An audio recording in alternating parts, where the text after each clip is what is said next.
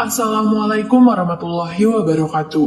Halo sahabat Kanalpedia Islam, kembali bersama Kanalpedia Islam dalam kisah kelahiran Dajjal dan masa kecil yang mengerikan, yang mungkin kisahnya teman-teman belum ketahui.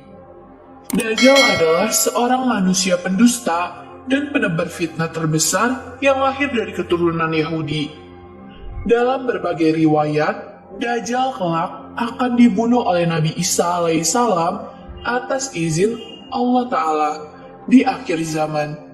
Peristiwa ini menjadi salah satu tanda-tanda terjadinya hari kiamat.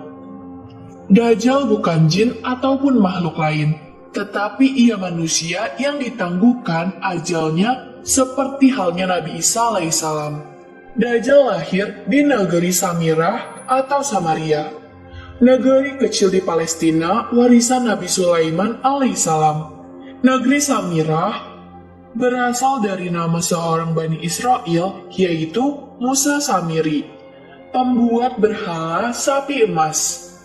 Ia pengikut Nabi Musa alaihissalam yang kemudian sesat dan merupakan tokoh kafir yang disebut dalam Al-Quran.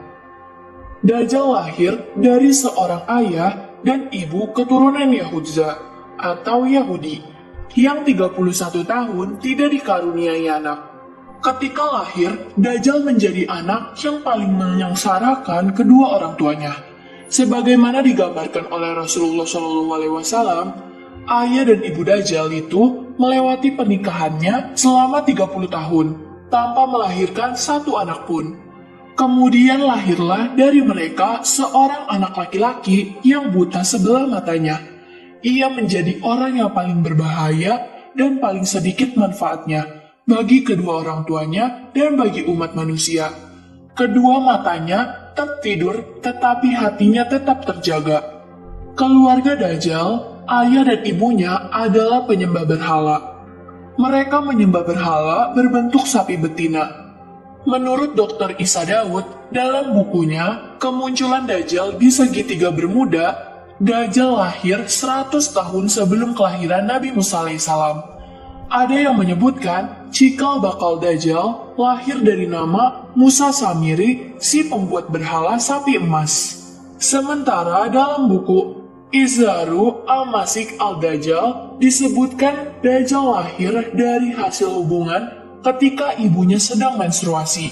Lalu terjadilah kehamilan sebagai pengaruh perbuatan iblis. Dikisahkan pada malam yang menakutkan, diiringi embusan angin dan hujan lebat, pasangan suami istri itu mendengar suara dari patung sapi betina yang mereka anggap sebagai Tuhan mereka. Kemudian, patung itu memberitahu kepada mereka akan kelahiran seorang anak. Setan mengetahui keinginan suami istri itu mendambakan seorang anak laki-laki. Karena itu, setan memperdaya berhala itu seakan-akan memberi karunia anak dan meminta korban-korban sesembahan. Demikianlah cara setan menipu daya manusia. Perempuan itu pun melahirkan anak lelaki, tetapi kedua matanya cacat sejak lahir. Bayi itu suka tidur malam dan siang dan jarang bangun. Sejak kelahirannya, Dajjal tidak mau menyusui dan selalu tidur, hingga mengakibatkan payudara ibunya mengalami pembengkakan hebat dan menimbulkan panas yang luar biasa. 2 bulan kemudian, ibunya meninggal. Ayah Dajjal berpostur tinggi, gemuk, dan memiliki hidung seperti paruh burung. Sedangkan ibunya berbadan gemuk, kedua tangannya panjang, dan memiliki payudara yang besar.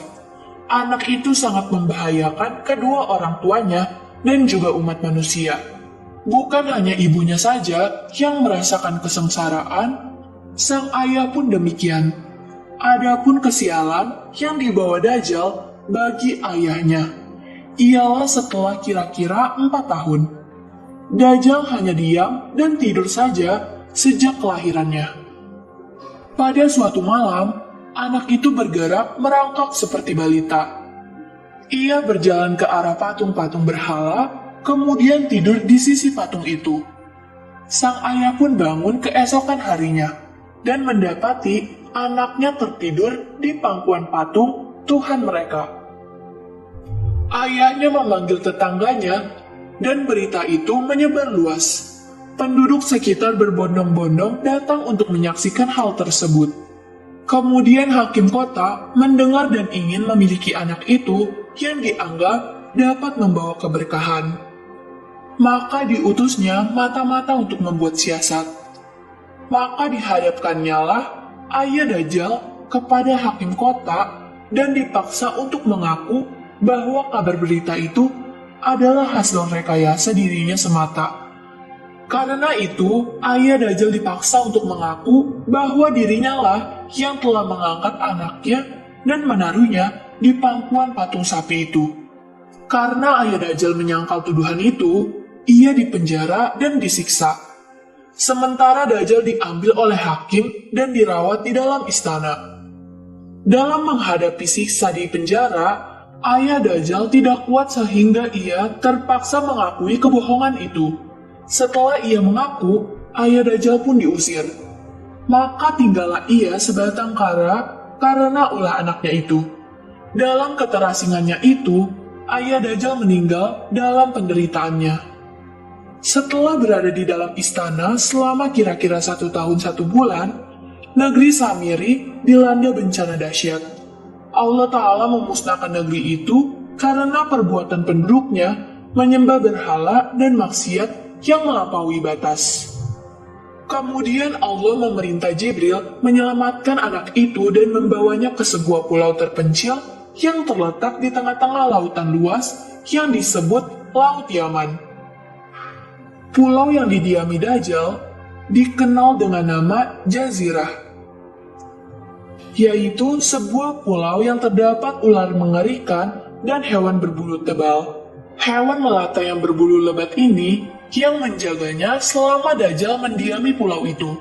Hewan ini disebut sebagai Al-Jasasah, yang bisa berbicara layaknya manusia.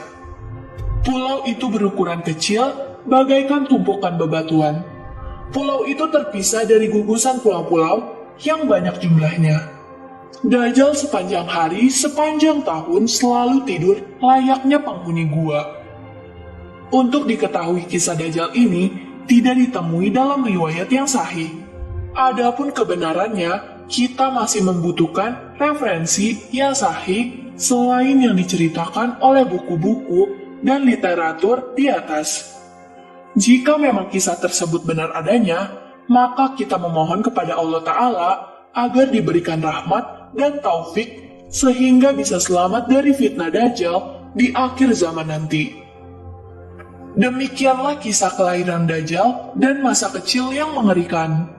Semoga kisah-kisah ini bisa meningkatkan kecintaan kita kepada Islam dan meningkatkan keimanan kita. Amin ya rabbal alamin. Wassalamualaikum warahmatullahi wabarakatuh.